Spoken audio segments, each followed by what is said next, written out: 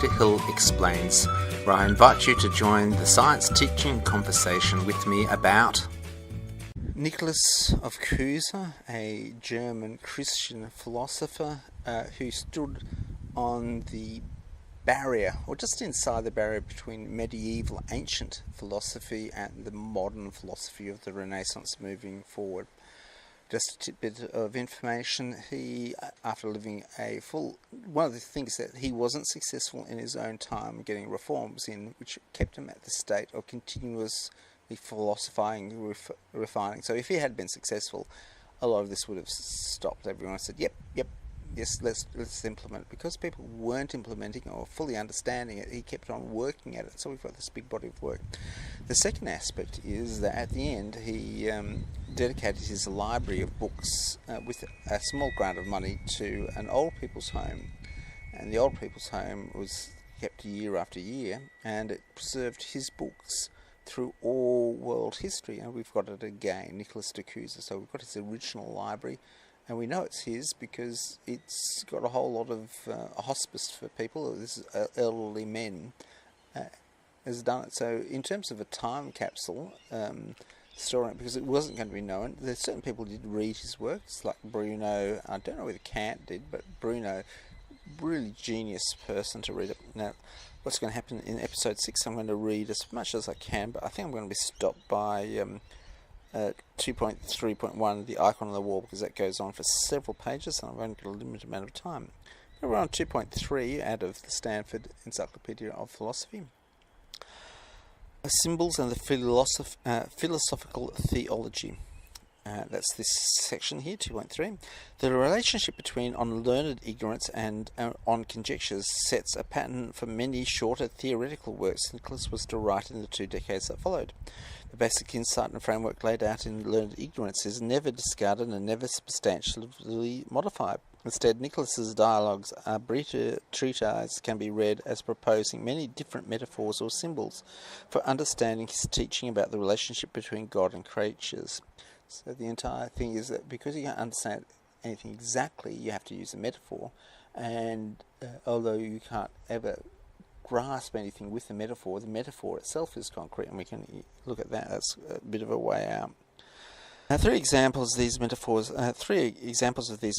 may be give some idea of the power and the freshness of his speculative imagining.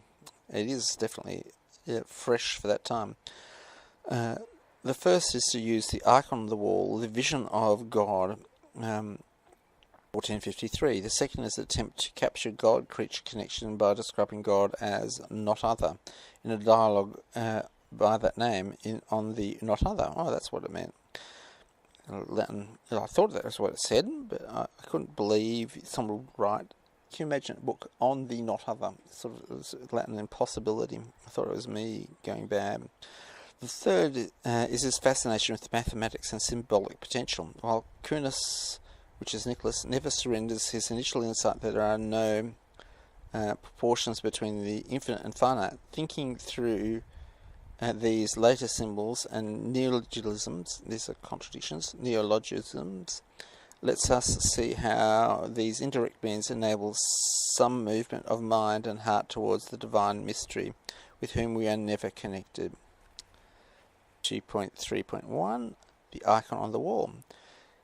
Cusanus, or Nicholas, wrote the vision of God in the form of a prayer responding to the request of the Benedictines of Turgenes for a treatise on mystical theology. Wow. With it he sent with them an all-seeing icon and proposed an exercise for use to give them some understanding of God's seeing their attempts to see God. The icon was probably a Veronica, an image of the face of the suffering of Jesus, in which the eyes were portrayed as looking out of the picture plane. As a result, from whatever standpoint one looked at the painting, it seemed the eyes of Jesus looked indirectly into the viewer's own eyes. Thus it could symbolize at once both God's vision of us and the vision of God, the combined objective and subjective senses of Visio Dei. Nicholas begins with a warning, quote, whatever is apparent with regard to the icon of God's sight is truer to the regard to the God's true sight, unquote. And what does appear when we place ourselves with the monk's viewing of the painting and reflect? Since it is a painting we see, what seems to experience as we look into the eyes of Jesus is not really taking place. The face is portrayed neither looks at or sees anyone. In fact, the viewer's gaze is the norm of this experience of a face-to-face encounter. Yet, because the spatial and temporal similarity of the apparent gaze, the art invites the viewers to enter the world of the painting and tends to privilege what is portrayed, namely Jesus gazing at me. I move back and forth from my customary reactions when the eyes are looking into my eyes, from the realization that this eyes is contract and illusory. Now, you've got to remember, this is pre-Renaissance art. We would do this pretty much with comic book art, quite like one. So you've got to understand that these people had nothing, had no photographs, so their Renaissance art was really, really powerful. They would see a picture drawn on a thing, and that would be the exact image. They could see it. It had no moving. But the illusory image, in the sense, is of Christ suffering and looking at me. If the painting is to mediate between my reality and what it portrays, it obviously invites me to look beyond, since it's an image of one who is the image of the Father. Twice removed from the actual divine seeing and being seen is supposedly to symbolize Nicholas's use of the icon lets us understand how far we stand from God's own seeing. Nicholas' initial warning also reminds us that what is symbolized here by the painting is all more so in reality. We are in truth preceded and embraced by Christ seeing us. In seeing we are seen, this mutual relatedness is at least what the icon symbolizes, but Nicholas goes further, proposing that God's seeing and God's being are identical. O Lord, when you look upon me with your eyes of graciousness, what are you seeing, other than you are being seen by me? In seeing me, you are the hidden God, given yourself to be seen by me. No one can you see you, except insofar as you grant what can be seen. To see you is not other than that you see the one who sees you. Okay. In this way, God is seen identically. Is identically God seeing. The reason is that for God to be seen by any creature is nothing else than for God to see that creature gazing. But the icon also reminds us of our distance from the seeing God. I can see the depicted eyes of Jesus even though no real eyes are present, but I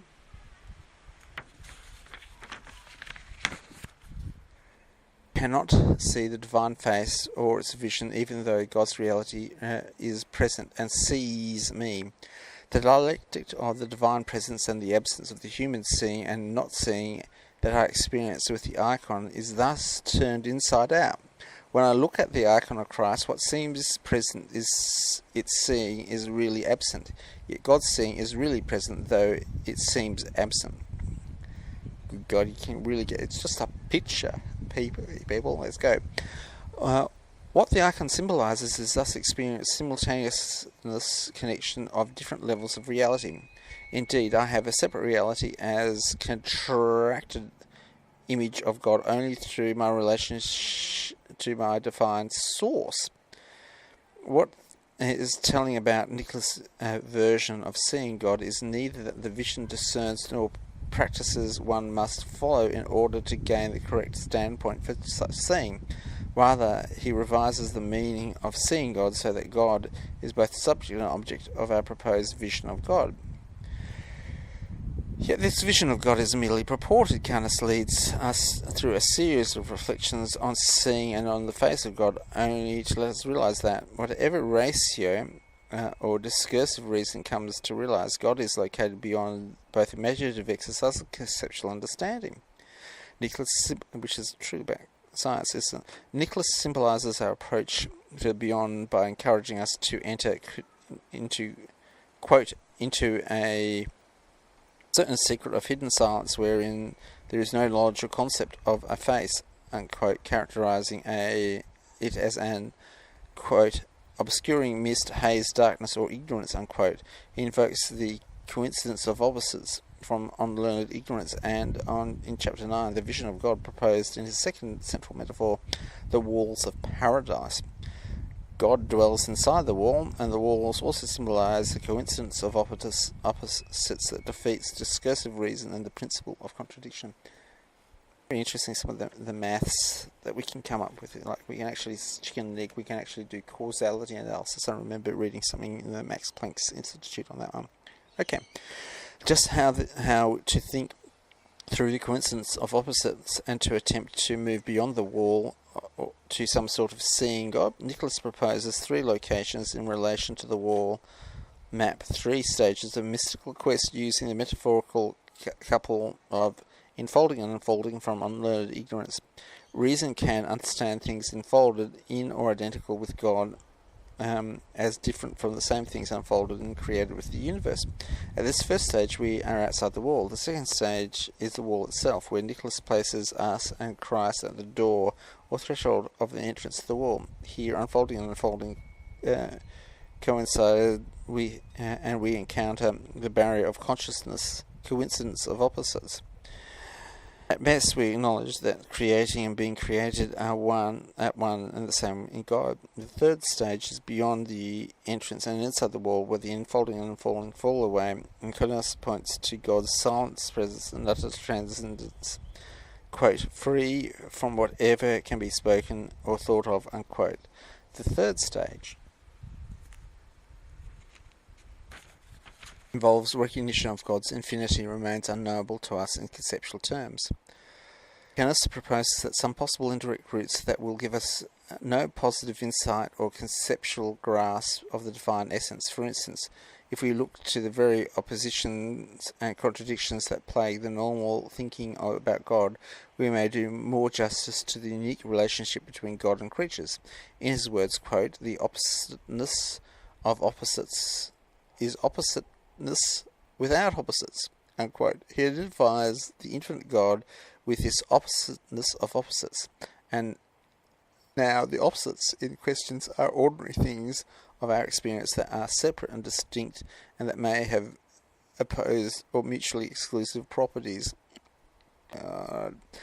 Designating God as the oppositeness of such opposites can take us from the distinctions and oppositions with which we are familiar to the one, which is God, who is responsible for there being such oppositions. God is distinct from these oppositions and the differences, but only in a way that establishes their reality. Yet God's oppositeness is without oppositeness, since God's distinctiveness is unlimited and therefore and beyond familiar oppositions. In fact, God's oppositeness encompasses or enfolds all opposites in God, as identically God encompasses or unfolds all opposites in the creation by constituting them as what they are in all their determinate finite differences. We are to think together both of the finite thing and opposed, and of God's transcendent oppositeness that is opposed to the oppositeness, not as one to another, but as then ontologically responsible for the oppositions with which we are familiar. Well, I must admit my brain switched off halfway through that.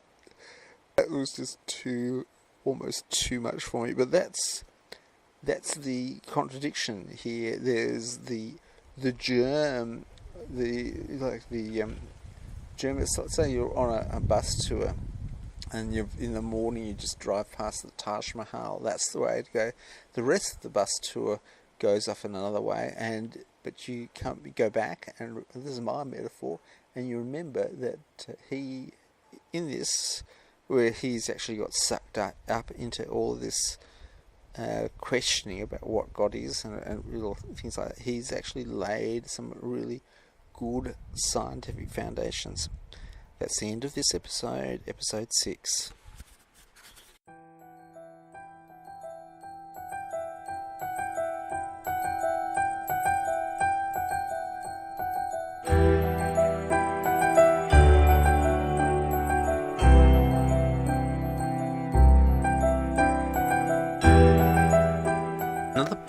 podcast, another story comes to a close. It's been a pleasure sharing this moment in time with you. May you discover truly amazing things, understand them, and tell others. Thanks for listening.